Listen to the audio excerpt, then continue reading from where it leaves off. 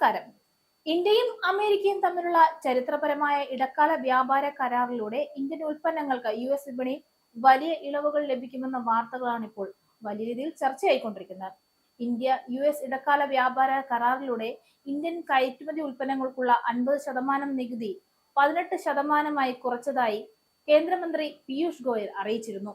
China, Pakistan, Bangladesh, Vietnam തുടങ്ങിയ അയൽ രാജ്യങ്ങളെ അപേക്ഷിച്ച് ഇന്ത്യയിൽ കുറഞ്ഞ നികുതി നിരക്കാണുള്ളത്. രാജ്യത്തെ ക്ഷീര കാർഷിക മേഖലകളെ കൂടി സംരക്ഷിക്കുന്നതാണ് ഈ ഇടക്കാല കരാർ. റഷ്യയിൽ നിന്ന് എണ്ണ വാങ്ങുന്നതിനുള്ള ശിക്ഷാ നടപടിയായി ഡൊണാൾഡ് ട്രംപ് നേരത്തെ ഏർപ്പെടുത്തിയ 25% അധിക നികുതി എടുത്തുകളയാൻ അദ്ദേഹം ഉത്തരവിട്ടു.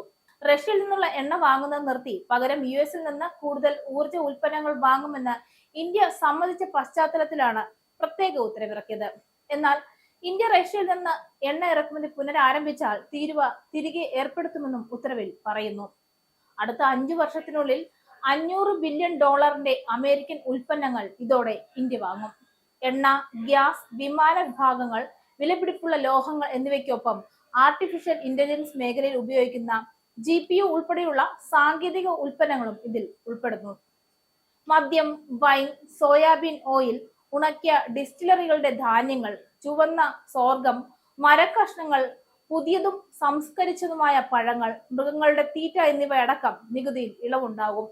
നികുതി കുറച്ചെങ്കിലും തുണിത്തരങ്ങൾ, വസ്ത്രങ്ങൾ, തുകൽ, പാദരക്ഷകൾ, പ്ലാസ്റ്റിക്, റബ്ബർ ഉൽപ്പന്നങ്ങൾ, ജൈവ രാസവസ്തുക്കൾ, വീട്ടുപകരണങ്ങൾ, കരകൗശല വസ്തുക്കൾ, ചില യന്ത്രങ്ങൾ തുടങ്ങിയവയ്ക്ക് 18% നികുതി അമേരിക്ക തുടർന്നും ഈടാക്കും.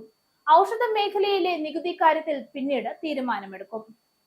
ഇന്ത്യ US ഉഭയകക്ഷി വ്യാപാര കരാറിലേക്കുള്ള അടിത്തറയാണ് ഈ ഇടക്കാല കരാർ എന്നാണ് വ്യാപകമായ അഭിപ്രായം. ഹെൽത്തി ഡയറ്റ് ഫോളോ ചെയ്യുന്നവർക്ക് ഇനി അല്പം സന്തോഷിക്കാം. കശുവണ്ടി, ചെസ്നട്ട്, അവോക്കാഡോ, കിവി, പപ്പായ, മാമ്പഴം തുടങ്ങിയ ഉൽപ്പന്നങ്ങൾക്ക് ഇനി മുതൽ നികുതി ഉണ്ടാവില്ല. പക്ഷെ അത് അമേരിക്കയിലായിരിക്കുമെന്ന് മാത്രം. ഇനി US താരിഫ് ഇല്ലാതാകുന്ന മറ്റ് ഇന്ത്യൻ ഉൽപ്പന്നങ്ങൾ എന്തൊക്കെയാണെന്ന് കൂടി നോക്കാം. രത്നങ്ങൾ, വജ്രങ്ങൾ, സ്മാർട്ട് ഫോണുകൾ, ഫാർമസ്യൂട്ടിക്കൽസ്, വിവിധ കാർഷിക ഉൽപ്പന്നങ്ങൾ എന്നിവയ്ക്ക് 0 താരിഫ് അഥവാ 0% നികുതി പദവി ലഭിക്കും. രത്നങ്ങൾക്കും വജ്രങ്ങൾക്കും ഒക്കെ അമേരിക്കൻ വിപണിയിൽ ഇനി നികുതിയില്ലാതെ പ്രവേശനം ലഭിക്കും. ഇതിനു പുറമെ ഏകദേശം $13 ബില്യൺ മരുന്നുകൾ നികുതിയില്ലാതെ കയറ്റുമതി ചെയ്യാം. വിമാന ഭാഗങ്ങൾ, ചില യന്ത്രഭാഗങ്ങൾ, അങ്ങനെ മറ്റു പല ഉൽപ്പന്നങ്ങളും ഇപ്പറഞ്ഞതുപോലെ 0 താരിഫിൽ പെടുന്നു. ഇന്ത്യൻ കർഷകരുടെ താല്പര്യങ്ങൾ സംരക്ഷിച്ചുകൊണ്ട് തയ്യാറാക്കിയ ഈ കരാർ രാജ്യത്തെ കയറ്റുമതി മേഖലയ്ക്ക് വലിയ കരുത്തു പകരുകയും ലക്ഷക്കണക്കിന് പുതിയ തൊഴിലവസരങ്ങൾ സൃഷ്ടിക്കുകയും ചെയ്യും. ഇന്ത്യയും US തമ്മിലുള്ള ചരിത്രപരമായ ഇടക്കാല വ്യാപാര കരാറിന്റെ വിശദാംശങ്ങൾ കേന്ദ്ര വാണിജ്യ മന്ത്രി പീയൂഷ് ഗോയൽ ശനിയാഴ്ചയാണ് പുറത്തുവിട്ടത്. ഈ കരാറിലൂടെ ഇന്ത്യൻ കയറ്റുമതിക്കാർക്ക് $30 ട്രില്യൺ വിപണിയാണ് തുറന്നു കിട്ടുക. ലക്ഷക്കണക്കിന് പുതിയ തൊഴിലവസരങ്ങൾ സൃഷ്ടിക്കപ്പെടുന്നുവെന്നും മന്ത്രി വാഗ്ദാനം ചെയ്യുന്നുണ്ട്.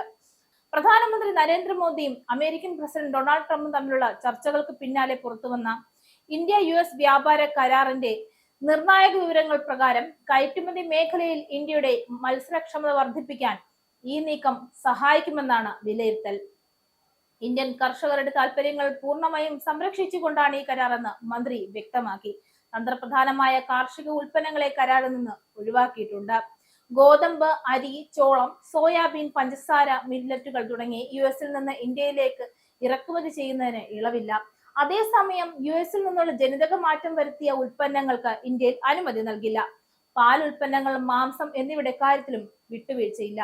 ഇനി ഈ കരാർ കൊണ്ടുണ്ടാകുന്ന സാമ്പത്തിക നേട്ടത്തെക്കുറിച്ച് ഒന്ന് അവലോകനം ചെയ്യുകയാണെങ്കിൽ US നേരത്തെ ചുമത്തിയിരുന്ന 50% അധിക നികുതി ഇനി 18% കുറയും.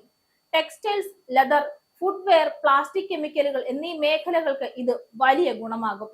സൂക്ഷ്മ ചെറുകിട ഇടത്തരം സംരംഭങ്ങൾക്കും സ്ത്രീകൾക്കും യുവാക്കൾക്കും തൊഴിൽ ലഭ്യത ഉൾപ്പെടെ ലഭിക്കുന്ന ഈ കരാർ ഇന്ത്യൻ ജനതയ്ക്ക് ഗുണം തന്നെയാണ് ചെയ്യുക.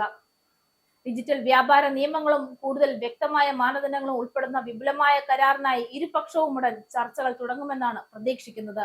മാർച്ച് മാസത്തോടെ ഇരു രാജ്യങ്ങളും തമ്മിലുള്ള സമഗ്ര വ്യാപാര കരാർ ഒപ്പുവെക്കാൻ കഴിയുമെന്നാണ് ഇന്ത്യയുടെ പ്രതീക്ഷ.